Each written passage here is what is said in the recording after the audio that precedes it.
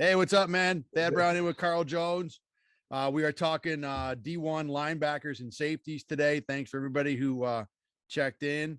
We also got a special guest with us today, Sean Crawford, former Notre Dame safety and a guy that's spent some time in the NFL as well. And if now, first of all, this is the third episode in this series, I guess we've done, myself and Carl. Sean's been in before too. If you want to check out either of those previous two discussions, we talked corners, we talked receivers. You can hit it up at rochesterfirst.com or on my Twitter feed. Safety is a good one to have these two guys in because both Carl and Sean played D1 ball in defensive secondaries. And Carl, before we really get into this a little bit, and we'll get to the linebackers a little later, but obviously the safety I think is a position that's kind of moved up the interest level for Bills fans. So give me just a quick overall opinion on the general top of the safety class. And again, we're pretty much just talking round one, round two kind of guys. Yeah, for me, I think the class at the top is better than what it was last year. I thought last year, I don't know if anyone really had a first round grade, so to speak, but I think this year's class, I think you have three guys who may have some interest in the back half. Well, one in the front half with Kyle Hamilton from Notre Dame, and then you might see a couple of other guys get some interest in the back half of the first round.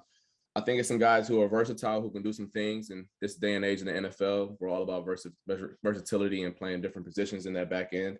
I'm excited about the class. I think there's some guys that can really provide some value day one and can contribute in their specific role and their niche as soon as they step onto an NFL team. So I think the class is exciting at the top for sure. All right, let's bring Sean in now, because when you talk about the top, and you mentioned it right there, the top of this safety class pretty much is Kyle Hamilton. There are other guys, Dax Hill. We'll get into that in a little bit. But Hamilton's been labeled a unicorn, a guy that can do it all, that can absolutely take over games from the safety position. One of those kind of Jamal Adams, Derwin James types. But I think a guy who some people see is someone who's a little better off in terms of being able to do a little everything. And Sean, you got a chance to play with him multiple years at Notre Dame. Just first, I want to start out with, give me your impression of Hamilton from the point of view of a guy who sees him in practice, who shares a position room, who, basically all these NFL guys who are looking at tape and who are supposed to be experts, you probably know this guy better than anybody else. So how good is he when you get to see him that close? I appreciate you guys having me on again. But just as far as Kyle, I mean, he's a unique player. There's not many people that you can compare him to. I mean, it's kind of like he has the size of like a Ha-Ha Clinton Dix, but I mean, he has the range of like an Ed Reed. So it's pretty tough to, I don't know, like compare him to someone. I mean, just seeing him grow over the years and being able to take the field with him, like even just his freshman year, the poise that he had, just the confidence that he had on the field was unique, especially for a freshman. I mean, he came out there, he understood the game very well. I mean, he takes it upon himself to learn the game and to find out ways he can impact it, to where he wasn't even starting his freshman year, but he was probably the most productive when he got on the field. And so he just has a knack for the ball. He's a sure tackler. I mean, I don't know, you've definitely watched the film, but anytime you see him in a one-on-one situation or anytime in a hole, like he usually comes up and makes that tackle. And it's usually not even just like an arm tackle. It's one of those like firm fit tackles. And so he's a sure player as far as, like I said, tackling. He's great in coverage as well. And also a great teammate. I mean, just being able to play by him, I was years older than him, but just I knew when I was next to him, I had all the confidence that I would have been a senior or someone else. So it's like when you play against a player like that, it's kind of like you don't have to worry about that side of the field. You don't have to worry about that position or someone getting beat over there just because you got a dog next to you. So he's a unique player. There's not many like him, and so I personally think he should go. I mean, one if he could, just because he's going to be a great player in this league for years to come. Like I said, you can't compare him really to anyone, and then just when you put on the tape, it speaks for itself. Sean, let me ask you, there are, we dig into the draft process enough. I think, you're going to find, perceived warts and issues with everybody. And Kyle Hamilton's no different. So I wanted to kind of run you by you and Carl too. I know Carl's watched a lot of Kyle Hamilton, knows him pretty well. When it comes to the criticisms of Kyle Hamilton, how reasonable these are going forward into the NFL. I think number one, it's the straight line speed. His 40 time was close to 4.6, not, it's still really fast, but not ideal for a guy who's going to play in the secondary on a regular basis. But I think the one that I'm more interested in getting your take on is the idea that he does all these things pretty well, really well, maybe, but maybe not at an elite level. And when you take a guy that's done, almost a master of a jack of all trades, master of none kind of thing. And not that, I think calling him a jack of all trades isn't fair, but are there enough elite traits there that you think he translates to a guy who can do what people expect him to do, especially what a top 10 pick is expected to do at the next level? I personally think there's enough elite traits. I mean, if you look at a player like Derwin James, who's probably just a bit thicker than Kyle, but came out of college. Derwin didn't have as much film just due to the injuries, but you kind of knew what you were getting as a player. He can guards the tight ends very well. He comes up and makes plays in the box. And when you look at Cal can be that similar type of player. Obviously, depends on the scheme and the fit, but I think he'll naturally be able to grow into a role and then do something exceptionally well. To where there was like a point where, if you look at Jabril Peppers, he did a lot of things. He was athletic, he was physical, he did those things, but I don't think he was in a position to excel at one.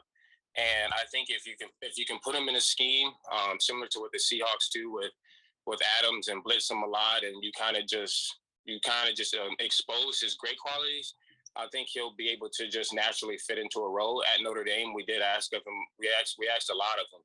I mean, he played deep. He was up in the box. He blitzed. He man covered. And so I think he has a feel for everything. And like you said, he does everything very well. And so I think when he gets into an NFL scheme with great players around him who, when he's not asked to do as much and say he has to just focus on covering tight ends and fitting runs, I think he'll be able to naturally just excel in those roles. Carl, go ahead. Give me your take on Kyle. I know we've talked a lot with Sean here, but you've watched him a lot, and where you land on what he can do at the next level. I think Sean kind of hit it on the head in terms of, in the league, they're not going to really ask him to do all those things that he was asked to do at Notre Dame. If you watch him at Notre Dame, I mean, on third down, he was literally anywhere. I've seen him lined up in the A gap on the line of scrimmage at times. You saw him lined up in the slot over the shiftier slots, and obviously he's at his best when he's I guess being a cover one robber in the low hole. I think that he's a total package in terms of how you sculpt a modern day safety. I'm just trying to think of like a scheme in the league where you can ask him just to be that guy. And I think another thing that helps out a ton is his length.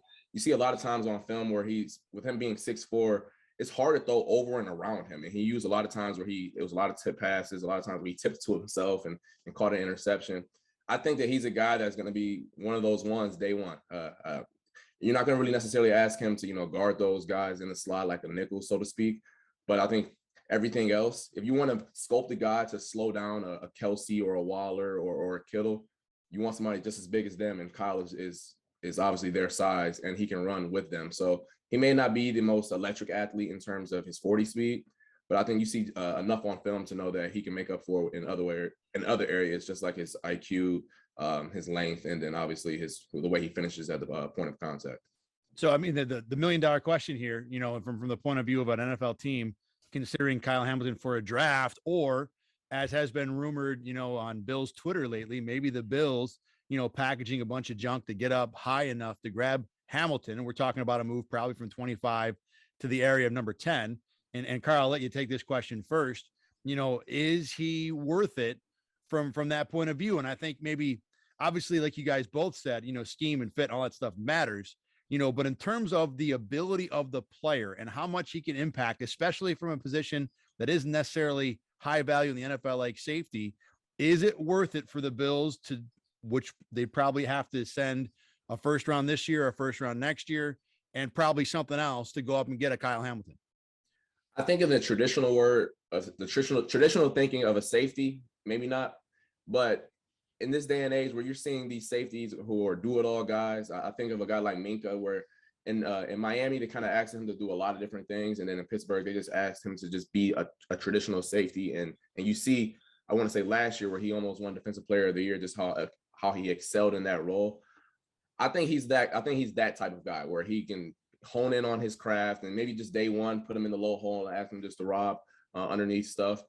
But year 2, 3, where he's able to pick up more of the playbook and enhance in that regard, I think he's top 5 potential safety type of guy. I really do think so. I think he's that good at all the things that are required of a safety. So if that guy's there in the early teens, I say go up there and get him. I think if positional value wasn't a thing, I think we'd be hard pressed to not think that he's not one of the 2 or 3 best guys in this draft. I think that highly of who he is as a player. So if he's there, 11, 12, and you see a path to go get him, I think that's a viable option for sure. And I think you guys both bring up a really good point that, you think of who this guy is right now and you're evaluating, well, this is what he is right now, except that that's not how he's going to be for his NFL career. There's obviously going to be growth and change. And, if you get him in a good coaching staff, which the Bills have certainly proven to be so far, could make a big difference. But Sean, give me your take. If you're an NFL GM, do you think Kyle Hamilton's worth the guy where you're going to spend, like I said, a couple first round picks and potentially more to go up and get him? I mean, I think so, especially if you're talking about the Bills who are loaded on offense. I think with a player like that, just playing with him, I know he affects the game. I know having him on the field gives your team an opportunity to win the game. And so when you have a player like that who can impact the game, especially from a safety level, I think it's important just because you see the game is, obviously, like the spread is huge. And so you're going to need guys who are able to, whether it be cover, whether it be tackle in space, things of that nature, be someone that's a leader on the defense. I think he can be all of that. And so just from my time at Notre Dame with him, without him, I don't think we're definitely not the same team. And you kind of saw it this year when he went out with an injury. This past season, he went out with an injury and he didn't come back. They weren't the same team on the back end. They weren't the same team as a whole on defense. There's just holes in the defense that he can cover for. And so without him, it's pretty tough. It was pretty tough without him, having him in the later of the season because those things were exposed. But I don't know if you remember, but from the Florida State game, we had a broken coverage and he runs 40 yards across the field and make an interception on where if the offensive caught the ball, it would have been a touchdown. And so having a player like that that's just dynamic and has a feel for the game and just can go get the ball, basically. I think that's very important in a game that can be decided by a few points like this past season with the Bills. You want someone who's going to be able just to come up and make that play. Sean, do you got a story from practicing with Kyle where like a moment where he did something or said something or acted a certain way and you were like, damn, this guy is way different?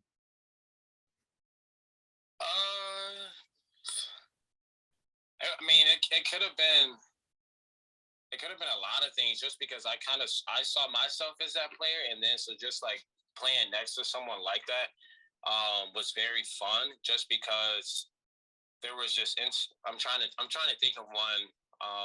But you can look at, we were playing Virginia Tech and it was late in the game and they were like chucking it for like a Hail Mary. And so there's a picture of it and they were on like their 10-yard line. So it was pretty far to go and they were throwing it up and it was like one of the few last plays of the game. And so he just went up and picked it off. And like you see in the picture is like, I'm thinking I got up like very high to pick this ball off. And then there's an image of it and he's just like 2 feet higher than me making the play. And then I look back at it and I'm like, dang, like you just stole an interception from me. But it's like, he's just a great player and he just literally skied for it. So that's just one instance that I remember. But also like if you look at his first career game at Notre Dame, there was I think it was an out route and the guy might have had a step on him, but he closed that gap and ended up turning into a pick six his very first game at Notre Dame. And folks, anybody's just tuning in just now, Sean is an excellent Division I safety in his own right. Had some time in NFL camp last year. So, it's a great perspective you're offering, and not just a guy who, had a cup of coffee and playing Division I. I mean, you obviously were a hell of a player, man. We, appreciate having you on, and you can stay on now, even though we're going to kind of move on from Hamilton. But, the one guy I want to go to next, safety wise, is Daxton Hill, for a couple of reasons. I think a lot of people think he's the number 2 safety prospect in this draft, but from a Bills fan point of view, there's definitely some interest in Hill because this is a guy who can do some different things. He played some nickel, in fact, played nickel mostly in college. But I like him more as a safety because I think he does an incredible job of being able to recognize routes, understand what a quarterback is doing, and maybe come off his initial assignment to make a play. I mean, he's got his highlight tape is littered with, I'm covering player A, the throw's going to player B, and I'm still making the pick. I'm not a huge fan of him in terms of his, one-on-one cover ability. I wouldn't want to use him as a nickel in the NFL, but I think he can be a really, really good safety. Now, Kyle, we talked a little bit last night. I think you like Hill, the Michigan guy, a little better than I do.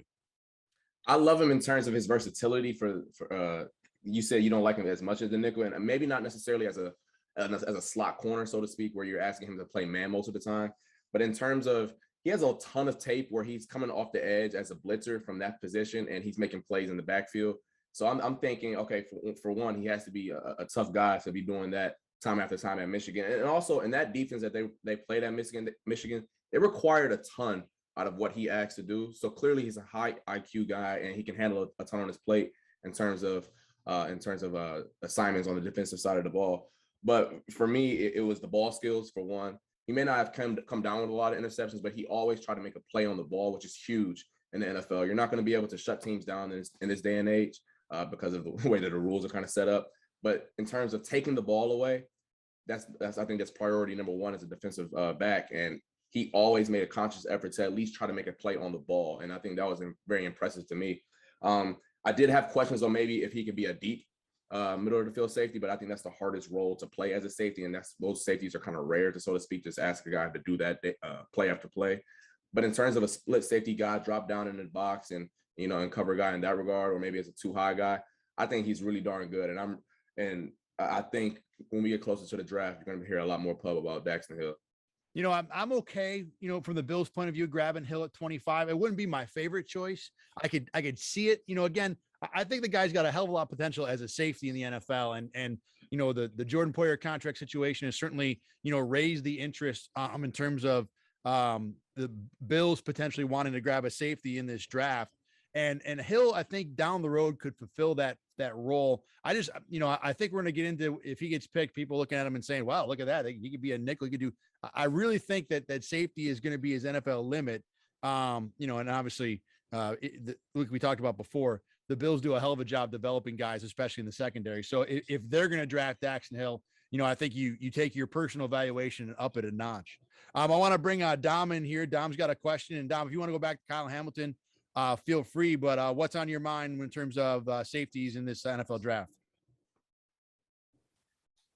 What do you think about Buffalo trading up with the Jets for Kyle Hamilton? I think, Dom, it's definitely a possibility. I'm not as high on Hamilton as I think the other two guys are. Certainly not, maybe not Carl. But I think it makes sense from the Bills, from a long-term point of view of trying to grab a guy of that talent level. I just don't know if I want to spend, it's probably going to be 2 firsts and a third to where, I think that's what it's going to cost to get up that high. The other thing too is, if you're going to trade with someone, that high to grab Kyle Hamilton, you got to find a team that doesn't want him. It's not going to be, people talked about trading Jordan Poyer and stuff to go up and get Kyle Hamilton. Well, if I'm a team that wants a safety, I don't want Jordan Poyer on the last year of his contract. I want the young guy who could be superb, who's at the very least is going to be on an affordable contract for 4 years. So, it always takes 2 to tango in terms of making a trade happen. I'd certainly get the Bills' interest in it. And, if you can do it for just the 2 firsts, I'd probably be okay. And again, I always, whenever I start thinking about, wow, that's too much to pay. Well, the Bills have like maybe 2 open roster spots. So what do you need 9 draft picks for? Package some of those and they'll go up.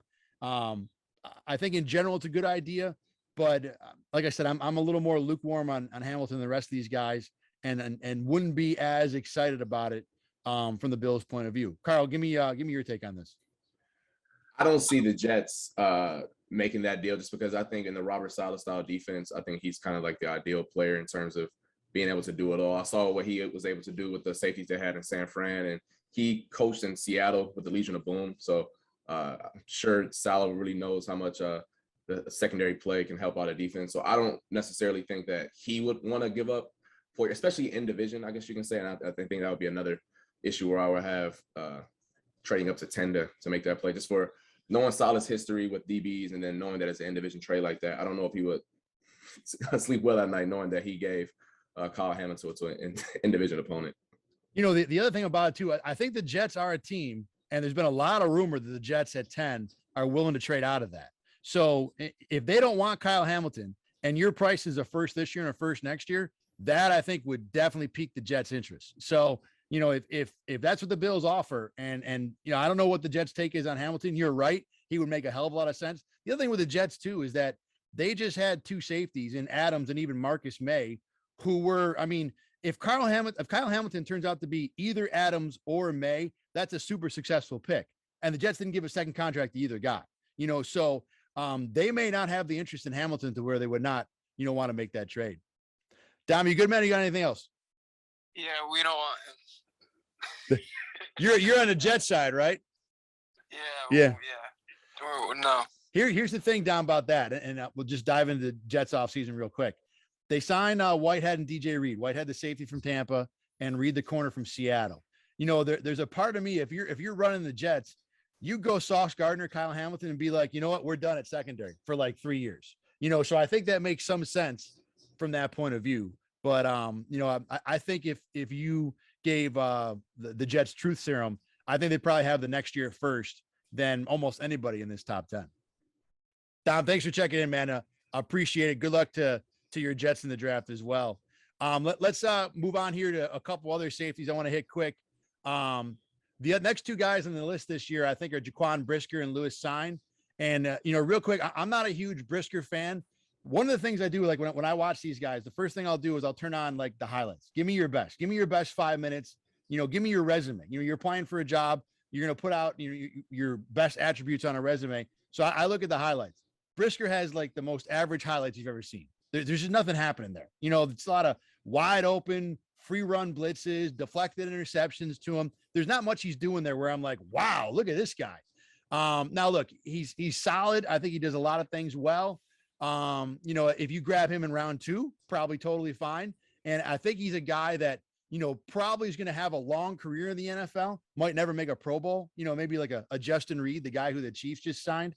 So I'm fine. Again, if you grab that guy in round 2, you get a long-term starter in round 2, that's a win, you know, but if you're grabbing that guy in round 1, you're probably hoping for a little more. I don't think you're getting that out of Brisker, the Penn State guy. Carl. For me, I wrote down solid. Like that was just the first impression that I got of him. Not necessarily flashy or does anything that pops off the tape, but his versatility was apparent. He did line up in a lot of positions at Penn State, so I'll give him credit for that. But it wasn't nothing where I thought it was Kyle or Daxton Hill or what Lewis Cine had to offer in terms of maybe some of the plays that popped. But I thought he was a solid player. Nothing crazy. I wouldn't be a fan of a first round pick on him, but just all around solid player. You know, doesn't really do anything exceptionally well. I didn't think he was really bad in any area, so to speak. Nothing really much to offer in terms of the high upside on him, but in terms of just being a solid player down the line, I can see that out of him for sure. Cine, I'm with you. Cine's got flashy tape. Georgia kid, 6'2", 199. He looks like a freaking missile on tape. He runs a sub 4.4, and you can see it. I mean, just blows stuff up coming downhill all the time. I'm a fan of his. Now, you know, look, I don't know. I've got questions about him as a cover guy. You know, I didn't think he was super fluid in terms of being able to turn and cover, but I mean, he's got the kind of ability in terms of a backfield wrecker, a TFL guy, even a blitzer, you know, to where I'd be interested, you know, spending a pick number 25 on him. I'm not quite sure, but I wouldn't knock it because, if you can, work out a little bit his coverage ability, clean some things up when it comes to, taking care of receivers down the field, he's already a weapon, so I think for me, Sign is very clearly safety number 3 for me in this draft. I mean, you want to talk about making plays with bad intentions. That's him right there. I mean, he clearly is the best player, best safety in this class in terms of running the alley. When he sees a play on the perimeter, he's going down there and he's making a play. He's violent at the point of contact, and you love to see that out of your safety position. I think he can blitz as well, and I think he has a specific type, and I think this is where I have him below Daxton and Kyle Hamilton. His role as a split safety guy where he's the overhang safety, and that's his job. I don't think he's really a deep middle guy, and don't really trust him too much in the slot. But in those cover 3 schemes, cover 1 schemes where you're just asking him to be the overhang guy, match up with, vertical routes or bump out to the flat, I think that's his role, because when he's out there on the edge and he can trigger on a screen play, he can trigger on the perimeter, he just blows stuff up and just makes stuff happen. I mean, he plays with his hair on fire. He's one of those guys. The old school safeties where you're seeing the big hits and all those plays. He kind of reminds me of that mold. But I really love him in that specific role. I think once you start asking him to do other things, that's where he might get a little scary. But if you ask him just to be an overhang cover 3 guy, sometimes be the cover 2 guy and cover that deep half of the field, but not ask him to do it on a consistent basis. But in that specific role, I love him because you're not going to ask him to do anything out of his skill set. If it's not Hamilton or Hill, are the Bills okay taking a safety in round 1, in your opinion? You look at one of these other guys, you think, all right, that's a fine pick. Or are you more of, I wouldn't touch that guy unless I'm going round 2? I wouldn't. For how much I love Sign, I don't think he fits the Bills because the Bills play a lot of too high safety, and I don't think that would be conducive to his skill set. So no, I would just go with Hill and Kyle. Yeah, I tend to agree. All right, let's get to linebackers real quick. And I think although there's a potential need here from the Bills' point of view, and because Tremaine Edmonds is in the last year of his contract, and obviously there's been much debate about whether or not he deserves another contract. I think there's really only 2 guys who are first round worthy, and I think both those guys will be gone before 25. And I don't think the Bills, you talk about, do you spend assets to go up and get Kyle Hamilton? I don't know if you're spending extra assets to go up and get a linebacker, any linebacker, certainly in this draft. But between Nakobe Dean from Georgia and Devin Lloyd from Utah, Carl, which guy do you land on in terms of the guy you'd rather have? Maybe not necessarily from a Bills point of view, but just a general NFL point of view. I was going back and forth with this up until we started, and I'm going to side with Dean, but I think each player has a flaw that I can see that being the reason why they're not the player that they can eventually be where their talent says they're supposed to be. For Dean, he's an undersized guy. He's about 5'11", 230. But similar to Sign, he plays with his hair on fire. He comes with bad intentions. He's a very explosive guy on film. But I think the one knock, and we talked about this with DBs, is his length. And he didn't a lot of times use his hands to get off blocks, kind of just ran around the blocks. And in the league, when you're in the hole like that, the linemen are much better, and they're going to get your hands on you. Are you able to get them up off you? And are you able to shed blocks? I think that's one concern. And I think that's a very valid concern considering some of the smaller linebackers that have come into the league. Devon Bush is one example. I know he just came off of an ACL, but he wasn't the same player that he was at Michigan in terms of making plays.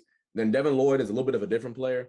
My concern with him is, where does he play on third down? If I'm going to spend that much capital on a guy that high in the draft, you got to be a 3-down player from that position. On the first 2 downs, I think he's fine. I think he's an inside the box type of player. But on third down, are you asking him to cover it? Because I don't think he has necessarily the fluidity to do that down the field. But then are you asking him to rush off the edge? And if you're going to ask him to do that, then you're asking him to be Michael Parsons. And Michael Parsons, I think we found out this year, is a generational guy. So I would side with Dean, considering that I think he is a 3-down guy for sure. Just got to figure out if he can use his athleticism to his utmost potential.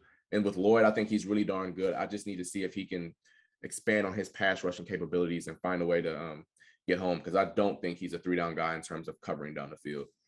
Yeah, I'm more of a Lloyd guy myself. I'm actually higher on Lloyd than I think you are. I think he can go, one-on-one against most running backs and tight ends. I mean, he's not a Kelsey guy. He's not taking a JD McKissick kind of thing. They're more the elite, receivers from that point of view.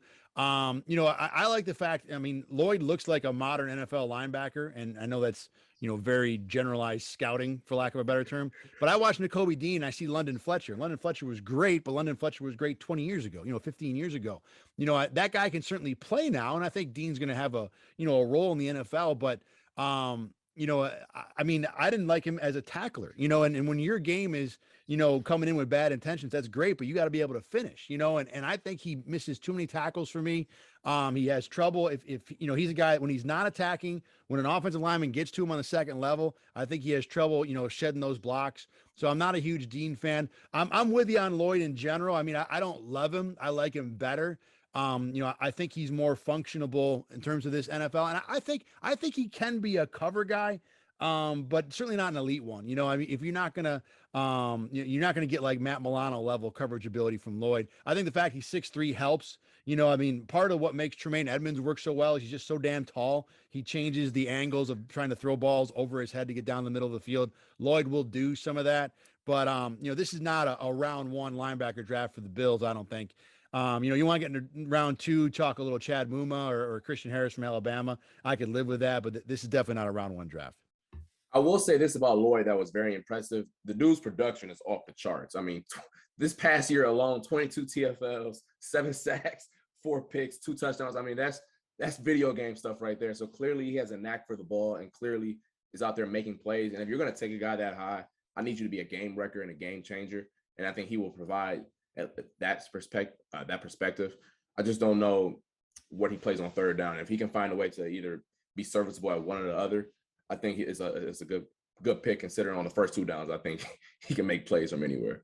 He does have some dumb interception highlights. I mean, he's made some crazy picks in his career that certainly, you know, opened the eyes real quick.